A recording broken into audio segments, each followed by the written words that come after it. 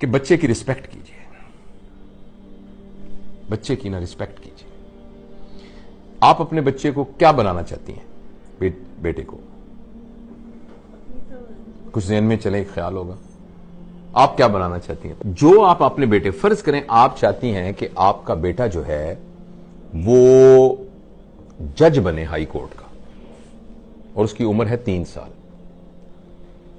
ठीक है, वो कुर्सी पे बैठा हुआ है और आपने कहना थी कुर्सी खाली करो, खाला आई है तुम्हारी, तो आप उसको कैसे कहेंगे? उठो। लेकिन उस पर जज साहब बैठे होंगे तो उनको कैसे कहेंगे आप? प्लीज आप, जहमत तो होगी आपको, बुरा ना मनाइए, ये मेरी छोटी बहन आई हुई है, तो आप अगर वहां तशरीफ रख लें तो मैं आपका बड़ा शुक्रगुजार हूंगी। तो मीलॉट, जो आप उसको बनाना चाहते हैं ना, उसके लिए उसको तैयार करने का मतलब यह है कि उसकी वैसी इज्जत करें जो आप उसको बनाना चाहते हैं। आप उसको हाफिज़े कुरान बनाना चाहती हैं और उसको कहते हैं उठो, तुमने खाना क्यों नहीं खाया, कपड़े देखे तुम्हारे कितने गंदे हो गए, चलो चलो। उसकी वैसे इज्जत कीजिए जैसे हाफिज़े कुरान की इज्जत करनी है। आपने जो उसको बनाना है उसकी वैसे इज्जत करनी शुरू कर दीजिए। और प्लीज आप याद रखिए, किसी फेलियर की वजह से अपने बच्चे की इंसल्ट ना कीजिए। बच्चे के लिए सबसे बुरी बात है इंसल्ट। जब पेरेंट्स को गुस्सा आता है ना, अपना इलाज कराइए। गुस्से वाली वर्कशॉप्स अटेंड कीजिए, इसलिए कि वो एक इंडिविजुअल है। आप जरा मेरी इंसल्ट करके दिखाइए मुझे इस वक्त। आप नहीं कर सकेंगी, मैं जुर्रत नहीं कर सकता आपकी इंसल्ट करूं। मैं जरा सा आपसे बदतमीजी से बोलूं, आप उठ के खड़े, क्या मतलब भाई? आप उठ के मोबाइल फेंक के आप उठ के चलने जाना शुरू कर देंगे। आपके बच्चे के अंदर भी वही जज्बात हैं, मगर इत्तफाक से वो आपसे कमजोर है। जब आपने बच्चे को थप्पड़ मारा है ना किसी बात पर, वो बच्चा आपको थप्पड़ मार नहीं सकता, मगर आप यकीन कीजिए वो थप्पड़ आपने बैंक में जमा करा दिया है।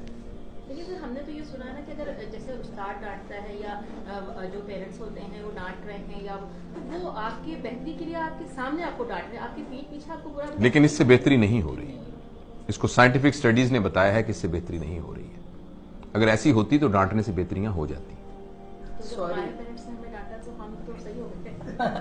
आपको लग रहा है? मैं इस बात को खत्म कर लूं ताकि हम इसको समेट लें, फिर बीच में से जो ज़िमनी बातें निकलेंगी हम डिस्कस करेंगे। देखिए, जब आपने बच्चे को थप्पड़ मारा है ना, या कहा है तुम नालायक इंसान हो, और अगर तो वो 7 साल से कम उम्र का है ना, फिर तो इससे बेहतर था कि आप उस बच्चे को कत्ल कर देते। ये ज्यादा, मतलब मैं एक्सजरेट करके बयान कर रहा हूं, सिर्फ एक इमोशन उसमें अटैच करने के लिए। मगर 7 साल से कम वाले के अंदर आपने रिकॉर्डिंग मशीन में डाल दिया ना, तुम नालायक इंसान हो, तुम जिंदगी में कुछ नहीं कर सकते, भटकोगे तुम गलियों के अंदर। आप यकीन करें, वो 7 साल के बाद सारी जिंदगी आपकी इस बात की लाज रखते हुए साबित करेगा कि मैं भटकूंगा। वो साबित करेगा कि मैं भटकूंगा।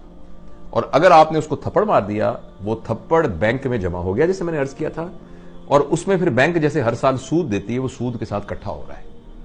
अभी वो आपको थप्पड़ मार नहीं सकता, एक वक्त में आएगा वो आपको थप्पड़ मारने के काबिल हो जाएगा और वो आपको थप्पड़ मारेगा। वो थप्पड़ जरूरी नहीं कि फिजिकल मारे, वो अचानक कहेगा मामा मुझे दुबई में नौकरी मिल गई है। आप कहेंगे मेरा तो एक ही बेटा है, लेकिन मामा आखिर रोजगार के लिए मुझे जाना ही होता है। आप कहेंगे जिसके साथ शादी की है ना मैंने, अजीब मैं बहू बहाल आई हूं, हालांकि मेरे भाई की बेटी है, पता नहीं इसने क्या मेरे बेटे के कान में फूंक मारी है, वो उसको लेकर दुबई चली। मुझे जोड़ों का दर्द है, इसके अब्बा को हार्ट अटैक हुआ है, इसको ख्याल ही नहीं आया। वो थप्पड़ था जो कि सूद के साथ इकट्ठा हुआ है, और वो अब उसने आपके मुंह पे मारा है। इसलिए बच्चा अगर आपके यहां पैदा हो गया है तो वो आपका मेज या आपकी कुर्सी नहीं है, वो आपकी प्रॉपर्टी नहीं है। और कोई भी आदमी, चाहे आपका बेटा है चाहे कुछ भी है, वो इंसल्ट बर्दाश्त नहीं कर सकता। इंसल्ट को रिएक्ट करना उसको नहीं आ रहा इस वक्त, इसलिए चुप करके डर के बैठ गया है। फर्ज करें वो थप्पड़ नहीं मारेगा तो उस थप्पड़ ने उसको सारी जिंदगी के लिए डरपोक भी बना। हो सकता है उसका ये रिएक्शन निकले कि वो सारी जिंदगी के लिए थप्पड़ खाना, वो थप्पड़ खाता रहेगा। वो बंदा होगा जिसको उसका बॉस भी थप्पड़ मारेगा जिसको देखे ना, मां वो है कि जब कोई गलती करके आएगा तो उसने मां के दामन में अपने आप को छुपाना है, उसी मां ने उसको थप्पड़ मारा है।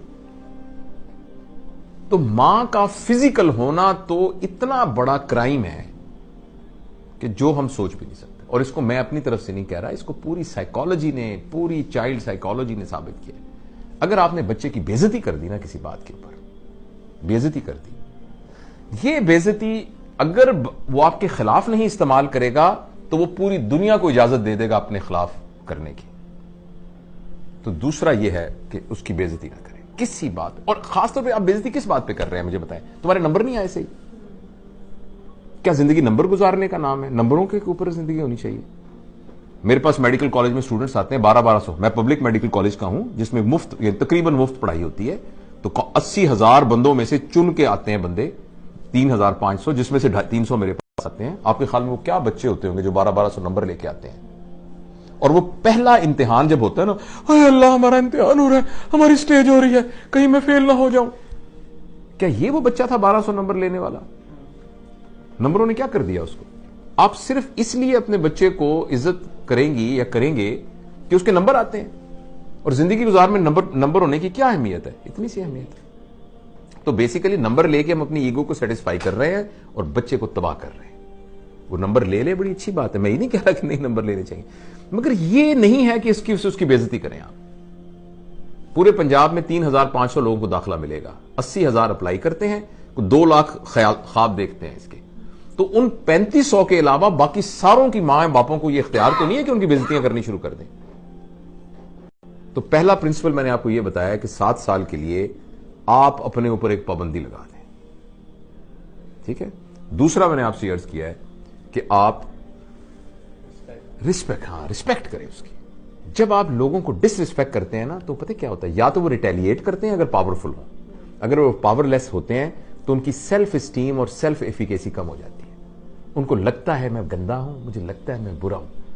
मेरे लिए मेरी मां से बड़ी सनद कोई नहीं है जिसको मैं देखकर, आंखों में देखकर फैसला करता था क्या सही है क्या गलत है। उसी मां ने मुझे थप्पड़ मारा है, यानी मेरे ऊपर सबसे बड़ा फतवा लग गया है कि मैं गंदा आदमी हूं, मैं इस काबिल हूं कि मुझे मारा जाए। क्यों भाई? जो मेरे लिए दुनिया की सबसे बड़ी मुकद्दस हस्ती थी, उसने यह फतवा दिया है कि तुम थप्पड़ मारने के काबिल हो। इसका यह मतलब है। तो अब अच्छा तो कहा ना आपने बच्चे, आपने बीच में आपके सवाल का जवाब दे दो कि जो अब तो ये वक्त गुजर गया, आप क्या करें?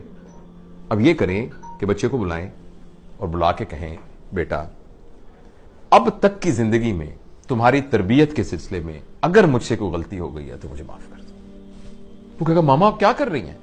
क्योंकि वो सब कुछ उसके सबकॉन्शियस में। उसका नहीं बेटा, मेरा ये फर्ज है कि मैं तुमसे कहूं, मैंने कोशिश नहीं की, मैंने जान के कुछ नहीं किया, मैं तुमसे बहुत प्यार करती हूं, तुम मेरे दिल के टुकड़े हो, लेकिन फिर भी मैं समझती हूं कि तुम्हारे कॉन्शियस में, सब कॉन्शियस में किसी जगह अगर तुम्हें ख्याल हो कि मां ने मुझे, मैं बेटा माफी मांगती, प्लीज मुझे माफ कर दो, और मैं तुम पर इतबार करती हूं, मैं तुमसे बहुत मोहब्बत करती हूं, और आइंदा तुम्हें मैं बिल्कुल नहीं कहूंगी, लेकिन तुम सिर्फ एक वादा करो, जो तुम्हारे दिल में हो मुझे बता दिया करो, लेकिन मैं तुमसे वादा करता या करती हूं कि मैं तुम्हारे आइंदा इंसल्ट नहीं करूंगा। हाँ, मुझे कुछ अच्छा ना लगा, मैं तुम्हारे साथ शेयर करूंगी, मैं तुम्हारे साथ आर्गू